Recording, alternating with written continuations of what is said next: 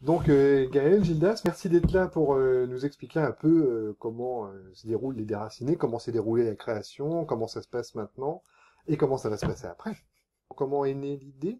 En 2002, j'avais commencé à élaborer une histoire qui était à l'origine une sorte de fanfiction. Au départ, en fait, j'avais une idée d'histoire où il devait y avoir trois protagonistes. Bon, s'il y en a un qui était il y en a un qui était un mec, l'autre qui était une fille. Bah tiens, si ce personnage-là était hermaphrodite. J'avais vu un thème sur Arte sur justement l'intersexualité, qu'à l'époque on appelait hermaphrodisme, Mhm. qui m'avait assez marqué, ouais, notamment sur le fait que dans nos sociétés, c'est complètement tabou et que ces personnes sont généralement opérées à la naissance. Voilà. Et donc j'ai voulu faire une histoire justement avec un personnage comme ça qui n'avait pas justement subi. Cette opération. Oui. On a fait connaissance en 2000, parce qu'à l'époque, on était tous les deux dans le même club de jeux de rôle à Avrier, un club qui existe encore, qui s'appelle les Gardiens des légendes. Et puis, j'avais commencé à organiser et à proposer des rencontres sur Angers entre personnes qui écrivent des histoires pour échanger. Mhm. Et une des premières personnes qui sont venues à ces rencontres, c'est Gaël, avec effectivement ce projet de récit. Donc à partir de là, on a commencé à se voir une fois par semaine pendant quasiment un après-midi par semaine. Et quand je dis un après-midi, c'est 4 heures, quoi. Mhm. Il s'agissait pour moi de m'imprégner de tout ce qu'elle avait en tête et de tout ce qu'elle voulait. De croiser ça avec ma propre culture de science-fiction, puisque moi, la SF, je suis tombé dedans quand j'étais gamin aussi. Et puis très très vite, j'ai été amené à proposer à Gaël de faire ce que Heinlein avait si bien fait, c'est-à-dire élaborer une trame historique pour vraiment construire cet univers du futur avec une cohérence temporelle, spatiale, en se demandant à quelle époque tel pays fait telle chose, une station spatiale, quelle est son histoire, un habitat orbital sur Cérès, depuis quand, et d'élaborer comme ça vraiment une trame temporelle qu'on a fait démarrer sciemment en 1969 en se disant on part de l'univers réel, de l'histoire réelle, et puis on va la faire bifurquer à partir d'un certain moment pour amener un univers qui soit de la science-fiction certes, mais en même temps un peu décalé par rapport à la réalité historique. Parce que c'est à partir de là qu'on a pu vraiment élaborer quelle était la culture à laquelle appartiennent chacun des personnages, et donc enrichir la personnalité un petit peu de choses de leur propre passé. Donner du fond, du tissu. Et donner du fond. Alors là-dessus, pour moi, c'était très très important.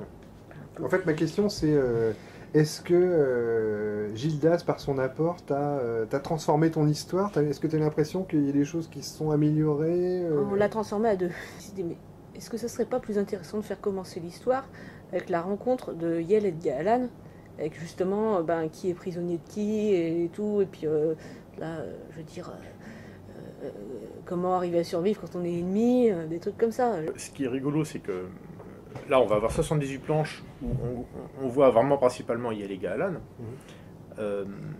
Mais en fait, dans l'histoire, dans la trame générale, il se passe plein d'autres choses en même temps ailleurs. Et le choix de se focaliser sur ces deux-là, c'est vraiment venu parce que tout le reste avait été développé, quoi. Quand ils vont tomber sur d'autres personnages dans le tome 2, ces personnages, il va aussi leur être arrivé un certain nombre de choses et qui vont à certains égards croiser ce qui se passe dans le tome 1. En fait, on s'est rendu compte que le scénario, moi quand je mets en forme le scénario, je le mets en forme avec avec les codes du cinéma. Je scénarise scène par scène. Et puis ensuite, c'est Gaël qui, au vu de la scène et de la façon dont elle la ressent, va faire une première proposition de découpage, qu'on rediscute, parce qu'il y a des choses où elle peut hésiter entre différentes options, et puis il y a des fois où elle peut dire là je coince, donc à ce moment-là on a un vrai échange pour trouver comment faire. Vu le découpage qu'on avait prévu pour le tome 1, ça risquait de faire 150 pages. Mais ça fait beaucoup. Et donc là, on s'est dit comment on fait ça, et on a donc décidé de couper, de dire finalement ça fera peut-être pas 3 tomes mais 6. Il y a eu une étape où moi j'avais des idées de mise en scène. Gaëlle, c'était pas confortable pour elle parce qu'elle avait des images dans la tête. Et on est passé par une étape qui a été un peu fastidieuse mais qui à mon avis a été très très riche en termes de créativité. C'est qu'il y a eu tout un travail d'élaboration vraiment d'images. C'est-à-dire faire un peu comme ce que font les graphistes quand ils préparent un film, c'est-à-dire de faire que des images, de grandes images, pour dire voilà ce qui vient en tête sur telle et telle scène. À partir de ces images-là, moi dans un second temps, je pouvais faire à Gaël des propositions en disant et si on découpait ça de telle et telle façon. Donc Oui, c'est malin ça. Oui, enfin, ça demande quand même suis- une certaine souplesse. ça demande en fait beaucoup de temps parce qu'il a quand même fallu qu'elle fasse tous ses dessins. Ouais, ouais. Ensuite, il a fallu qu'on en parle, et puis à partir de là, évidemment, qu'on chemine progressivement vraiment vers un découpage, décider à quel moment on allait faire commencer l'histoire, à quel moment voilà, les problèmes allaient venir, puisque bien entendu, un récit, hein, Mm. s'il n'y a pas de problème, il n'y a pas de récit. Presque dès la première plage, les Voilà. ennuis. Puisque ça commence in media res. Ouais. Bon, ben, Gaël, Gildas, merci beaucoup d'avoir répondu à ces questions. Merci beaucoup de les avoir posées. Ah, hein. oui. Et puis, j'ai hâte de voir la bête finie.